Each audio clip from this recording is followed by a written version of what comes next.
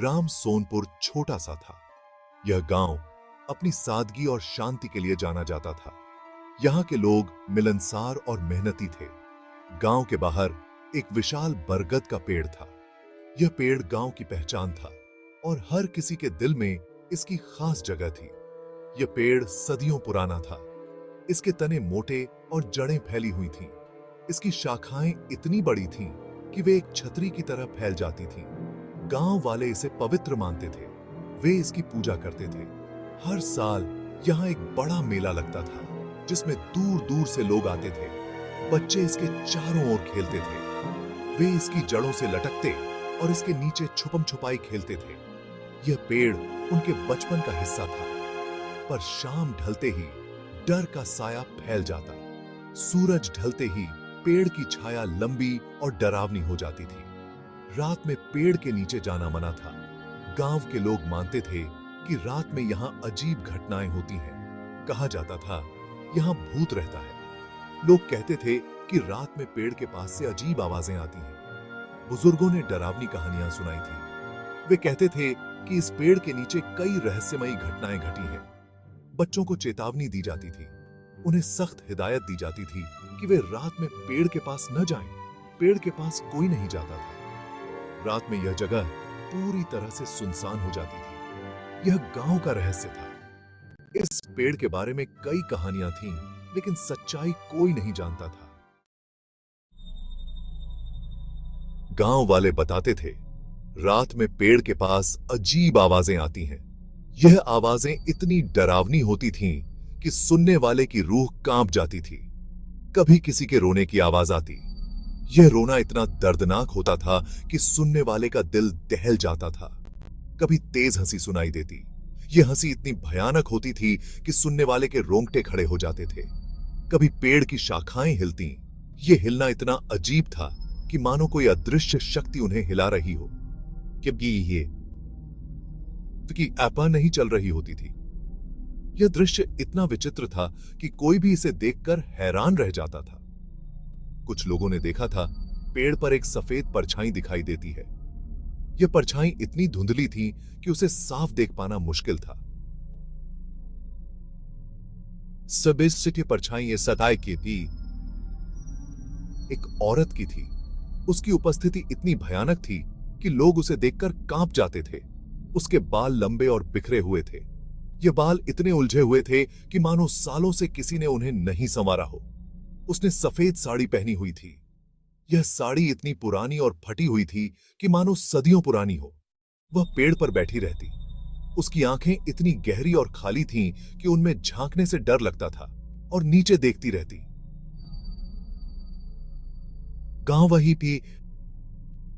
गांव वाले डरते थे। उसकी नजरें इतनी ठंडी और भयानक थीं कि कोई भी उनसे नजरें मिलाने की हिम्मत नहीं करता था। वे घरों में दुबके रहते। रात होते ही गांव में सन्नाटा छा जाता था और लोग अपने घरों में बंद हो जाते थे। कोई भी उस औरत का सामना नहीं करना चाहता था। उसकी उपस्थिति ने गांव वालों के दिलों में इतना डर भर दिया था कि वे रात में बाहर निकलने से कतराते थे। कहते हैं, बहुत समय पहले इस गांव में राधा नाम की एक सुंदर लड़की रहती थी। उसकी मुस्कान इतनी प्यारी थी कि हर कोई उसे देखकर खुश हो जाता था। वह बहुत ही नेक दिल और मिलनसार थी। गांव के लोग उसे बहुत मानते थे और वह हमेशा उनकी मदद के लिए तैयार रहती थी। सब उससे प्यार करते थे। उसकी सादगी और दयालुता ने सबका दिल जीत लिया था। एक दिन गांव में एक नौजवान आया। उसका नाम मोहन था। मोहन एक मेहनती और ईमानदार युवक था। मोहन और राधा एक दूसरे को दिल दे बैठे। उनकी प्रेम कहानी गांव में चर्चा का विषय बन गई। मोहन एक गरीब किसान था। वह दिन रात मेहनत करता था ताकि अपने परिवार का पेट पाल सके। लेकिन राधा के पिता अमीर थे। उनके पास बहुत सारी जमीन और संपत्ति थी। वे इस रिश्ते के लिए राजी नहीं हुए। उन्हें लगा कि मोहन उनकी बेटी के लायक नहीं है। उन्होंने राधा की शादी कहीं और तय कर दी। राधा का दिल टूट गया, लेकिन वह अपने माता पिता की इच्छा के खिलाफ नहीं जा सकती थी। राधा और मोहन बहुत दुखी हुए। वे एक दूसरे से बहुत प्यार करते थे और अलग होने का ख्याल भी उन्हें सहन नहीं हो रहा था। उन्होंने भागने का फैसला किया। वे जानते थे कि यह आसान नहीं होगा, लेकिन उनके पास और कोई रास्ता नहीं था।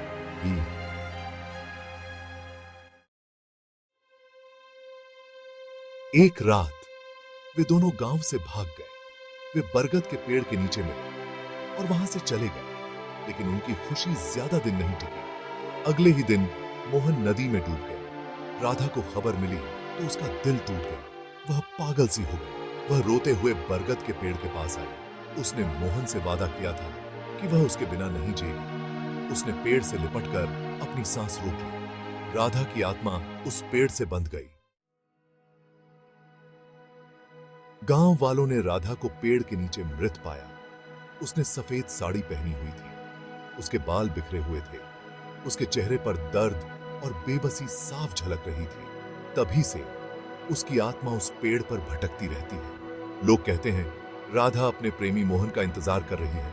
वह हर रात पेड़ पर आती है और मोहन को पुकारती है। उसकी चीखें सुनकर रूह कांप जाती है। कोई भी उसकी आत्मा को शांति नहीं दे सकता। कई साल बीत गए। एक दिन एक लकड़हारा गांव में आया। उसने सुना यहां एक विशाल बरगद का पेड़ है। उसने पेड़ को काटने का फैसला किया। वह लकड़ी बेचकर अमीर बनना चाहता था। गांव वालों ने उसे चेतावनी दी। उन्होंने कहा यह पेड़ शापित है, इसे मत छूना। लेकिन लकड़हारा उनकी बातों पर हंसा। वह बोला मैं भूतों से नहीं डरता, यह पेड़ मेरा है। वह अपना कुल्हाड़ी लेकर पेड़ की ओर बढ़ा, लेकिन जैसे ही उसने पेड़ को छुआ उसे जोर का झटका लगा। लकड़हारा गिर पड़ा। उसे चक्कर आने लगे। उसने देखा पेड़ पर एक सफेद साड़ी पहने औरत दिखाई दे रही है। उसके बाल लंबे और बिखरे हुए थे। वह उसे घूर रही थी। लकड़हारा डर गया। वह उठकर भागा। गांव वाले उसकी चीखें सुनकर दौड़े आए। उन्होंने लकड़हारे को बेहोश पाया। उसे होश आया तो उसने सब कुछ बताया। उसने कहा मैंने उस औरत को देखा। उसकी आंखें लाल थीं। उसके हाथ खून से सने हुए थे। यह सुनकर गांव वालों के होश उड़ गए। लकड़हारा गांव छोड़कर भाग गया। उसने फिर कभी पेड़ को छूने की कोशिश नहीं की। गांव वाले अब पहले से ज्यादा डरने लगे थे। उन्होंने पेड़ के चारों ओर बाड़ लगा दी। उन्होंने वहां एक छोटा सा मंदिर बनवाया। वे हर दिन देवी की पूजा करते हैं। वे प्रार्थना करते हैं कि राधा की आत्मा को शांति मिले। वे जानते हैं राधा उन्हें कोई नुकसान नहीं पहुंचाएगी। वह तो बस अपने प्यार का इंतजार कर रही है। आज भी ग्राम सोनपुर में उस बरगद के पेड़ की कहानी प्रचलित है। कोई नहीं जानता यह कहानी सच है या अंधविश्वास, लेकिन पेड़ की भव्यता और उसके आसपास का सन्नाटा एक अलग ही कहानी बयां करते हैं। शायद कुछ रहस्य अनसुलझे ही रहने चाहिए। इम्पी